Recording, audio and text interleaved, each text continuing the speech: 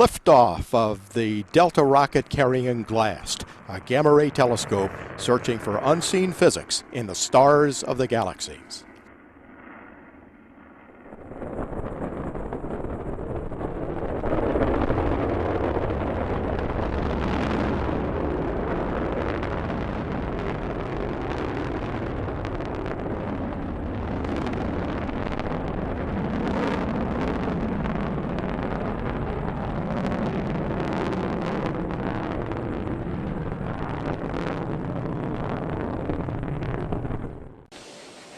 T-minus 10, 9, 8, 7, 6, 5, 3, 2, 1, 0, and liftoff of Space Shuttle Atlantis on a mission to build, resupply, and to do research on the International Space Station.